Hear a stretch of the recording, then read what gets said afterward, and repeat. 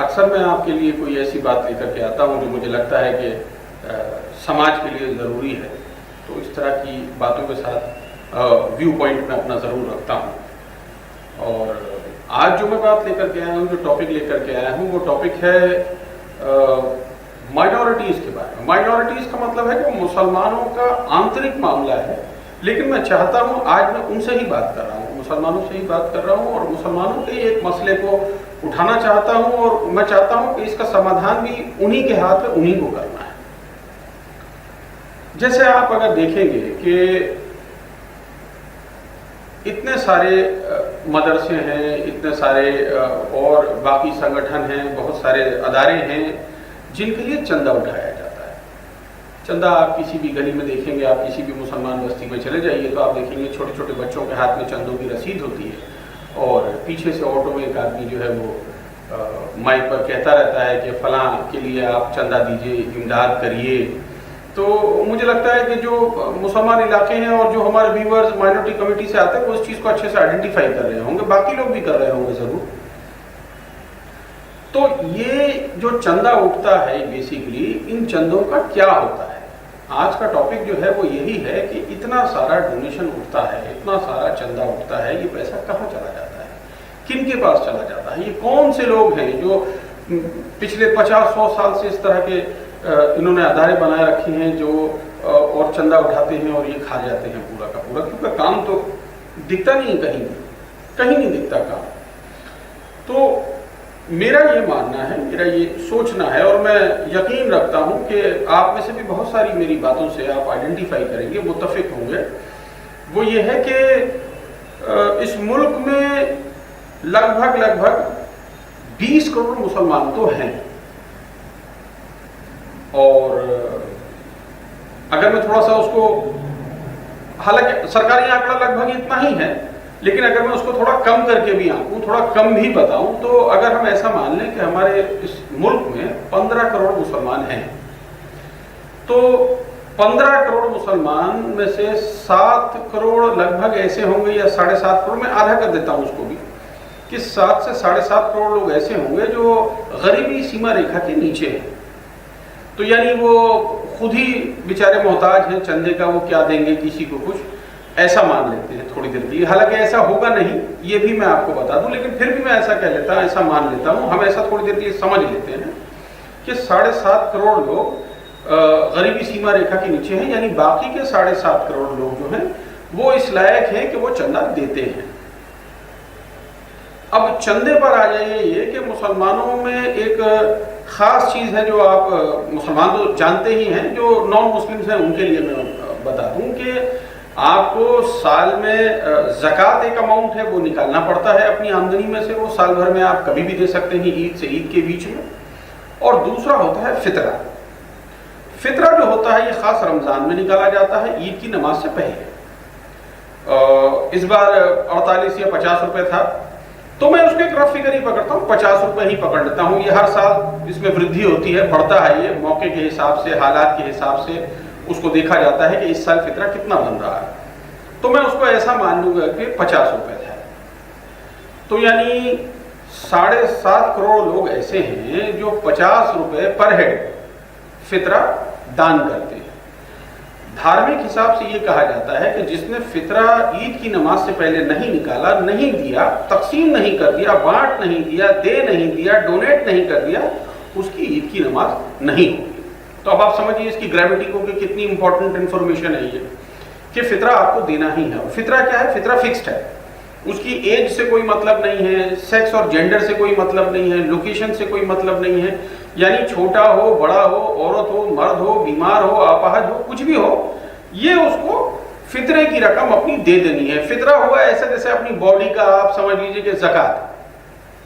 आसान भाषा में जो नहीं समझते उनके समझाने के लिए मैं कह रहा हूँ कि एक हो गई ज़कात, वो है जो आपके पास माल है, इमूवेबल जो कुछ भी है आपके पास, मतलब जो कुछ भी आपके पास मूवेबल है, यानी जेवर है, नगद रुपया है, उसकी ज़कात निकाली जाती है माल की, तो वो ज़कात में चली गई, साल भर का वक्त है। और दूसरा है फितरा। फितरा जो है ये आपकी जान की ज़कात है, जान की ज़कात हो गया फितरा। फितरा कितना है? तो मैंने आपको एक रफ एस्टिमेशन बताया कि 50 रुपये था इस साल। तो अगर जैसे मैंने बताया कि 15 करोड़ लोग हैं, उसमें से 7.5 करोड़ खुद ही ज़कात लेने वाले हैं, तो यानी बाकी के 7.5 करोड़ जो है वो ज़कात देने वालों में से हैं। तो ये जो बाकी के 7.5 करोड़ लोग हैं, आप सबको राजी नहीं कर सकते कि वो आपको दें। एक जगह कहीं एक्यूमुलेशन हो फंड का, एक जगह कहीं कोई किसी अदारे में जहां सब दें, क्योंकि इसमें भी आप जानते हैं जहां धर्म की बात आती है वहां पर बहुत सारे फिरके आ जाते हैं और फिर फिरकों में तफरके होते हैं। तो यानी अब वो ये हो जाएगा कि नहीं वो तो नमाज पढ़ते हैं तो उनका पजामा ऊंचा है तो हम उनके साथ नहीं जाएंगे, तो कोई कहता है कि नहीं वो तो सीने पे हाथ के रख के नमाज पढ़ते हैं तो हम उनके साथ नहीं जाएंगे, कोई कहता है कि ये मूंछ वाले हैं, कोई कहता है ये मूंछ वाले नहीं हैं, कोई कहता है ये फातिहा कराते हैं, कोई कहता है नहीं कराते। तो ये ऐसी बातें हैं जिनके बखेड़ों में मैं नहीं पढ़ रहा, मेरा जिनको जो अच्छा लगता है वो कह रहे हैं, मैं उसमें बिल्कुल भी नहीं जा रहा। मेरे कहने का मकसद यह है कि अब ये 7.5 करोड़ लोग में क्योंकि डिवीजन है कम्युनिटी के बीच में, तो हो सकता है शायद कि आपको 7.5 करोड़ में आधे लोग ही आपकी बात एतबार करें और बाकी के आधे ना करें, आपकी बातों पर एतबार ना करके शायद वो अलग हो जाएं। तो अब आपको कितने लोग बचे? अब आपके पास बच गए 3.25 करोड़ लोग। मैं उसको और कम कर देता हूं एक फिगर बनाने के लिए कि 3.5 करोड़ लोग। अब 3.5 करोड़ लोग आपके ऐसे हैं जो आपको चंदा दे सकते हैं, अगर उनको समझाया जाए, अगर उनको बताया जाए कि आप क्या करना चाहते हैं, तो मुझे लगता है कि ये 3.5 करोड़ लोग चंदा दे देंगे। तो सपोज कीजिए कि 3.5 करोड़ लोगों ने अगर 50 रुपए करके एक जगह, ये एक देखिए ये फिक्शनल बात है, ये हाइपोथेटिकल एक सिचुएशन में आपको बता रहा हूं, मुझे नहीं मालूम ऐसा हो सकता है कि नहीं हो सकता, और कभी भी लोग इतना जुड़ते नहीं हैं कि आपको इस तरह से डोनेशन हो जाए, लेकिन मैं एक आपके सामने सिर्फ एक सिनेरियो पेश कर रहा हूं जिससे आपके समझने में सुविधा हो, क्योंकि कहीं ना कहीं से तो आपको शुरुआत करनी है, कहीं ना कहीं से तो किसी ना किसी को ये बताना होगा कि ये करना चाहिए, ये करने से फायदा होगा। तो उसी तरह से मैं आपको बता रहा हूं ये बात कि सपोज कीजिए कि 3.5 करोड़ लोगों ने 50 रुपए करके एक जगह कहीं किसी भी एक अदारे को, किसी एक मदरसे को, किसी एक एनजीओ को, किसी एक और कोई संगठन को, ऐसा जो आपको लगे कि ये इंसानियत के लिए काम कर रहा है, इंसानियत के लिए काम कर रहा है, उसके पास आप उसको एक ही दिन देना है। आपको पूरे साल भर ना आपको बच्चों को लेके चंदा रसीद के लेके दौड़ाना है, ना कोई टेम्पो के पीछे पीछे आवाज करनी है, ना कोई रसीदें काटनी है, ना कोई लाउड स्पीकर में गले फाड़ने हैं आपको, ना कोई झंडे लगाने हैं, ना कोई बैनर लगाना है, ना लोगों को डिस्टर्ब करना है ज़्यादा डेसिबल साउंड से। ये सिर्फ एक दिन होना है क्योंकि रमज़ान के बीच में ही ये फितरा निकाला जाता है और चांद रात को ये लगभग जो बिल्कुल देर भी करते हैं वो चांद रात को अदा कर देते हैं।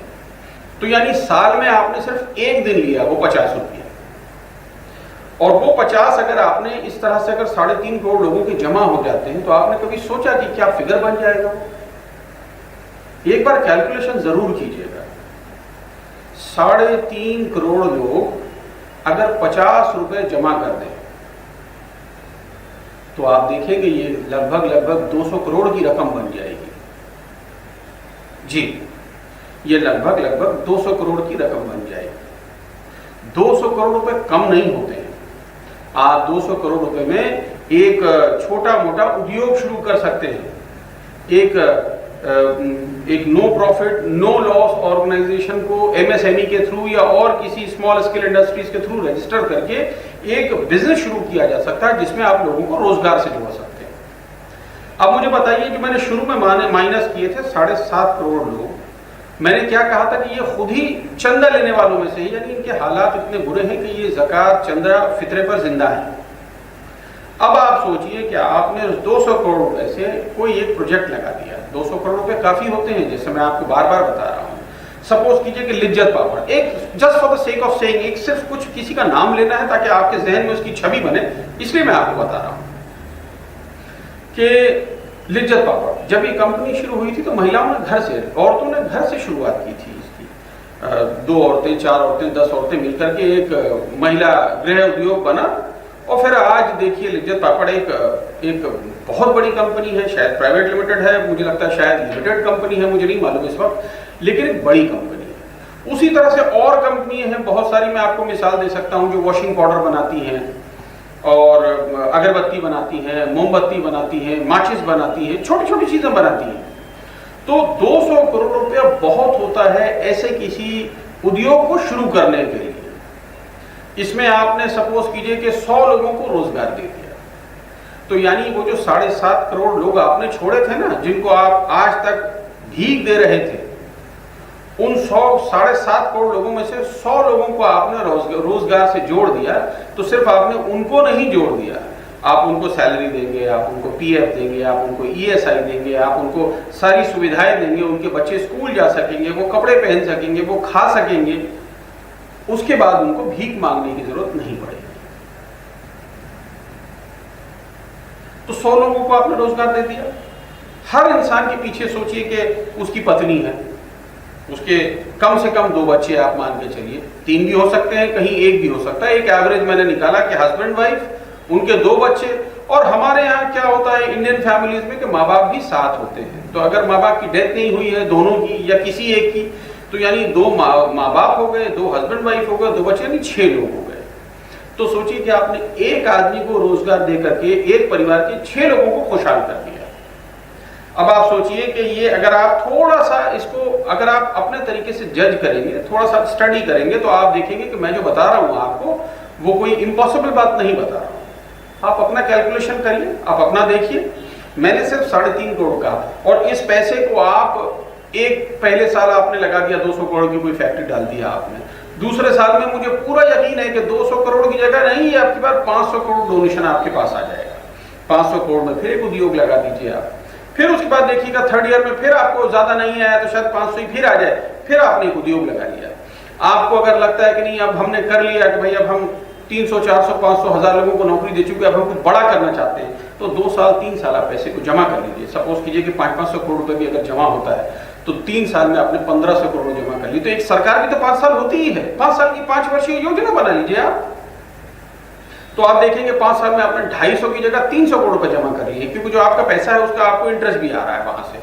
और ये तो कोई इंटरेस्ट खाने की बात नहीं है, ये तो ऑलरेडी ज़कात और फितरे का ही, उसका फितरे का ही पैसा है, और उन्हीं पर खर्च हो रहा है जो उसके मुस्तहक हैं। आपको नहीं लेना है। मैं नहीं कह रहा कि आप ऐसे लोगों को रोजगार दे दीजिए, नौकरी दे दीजिए जो पहले से नौकरी कर रहे थे, मगर उनको तो जरूर दीजिए। जो आपने देखा टीवी पर पैदल चल करके लॉकडाउन में घर जा रहे थे, उनको जरूर दीजिए। जो आपने सुना कि झारखंड में भात भात कहते हुए मर गए, उनको जरूर दे दीजिए। जो खाने को और दाने को मोहताज हैं, दूसरों के सामने हाथ फैला रहे हैं, लोग खुदकुशी कर रहे हैं, आप अखबार पढ़िए तो रोज आप देखेंगे कहीं ना कहीं कोई ना कोई काम के लिए खुदकुशी कर रहा है, उसके पास काम नहीं है। लोगों की तनख्वाहें बंद हो गई, लोगों की सैलरी आधी हो गई। तो ये इसके लिए तो कहीं ना कहीं से सोच करनी होगी। हमेशा ये सोचना कि कोई दूसरा पहल करे, ऐसा क्यों, हम क्यों नहीं पहल कर सकते, आप और मैं क्यों नहीं कर सकते।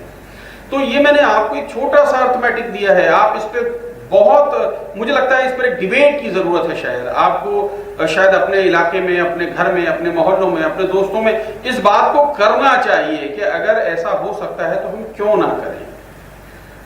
तो आज के लिए बस इतना ही।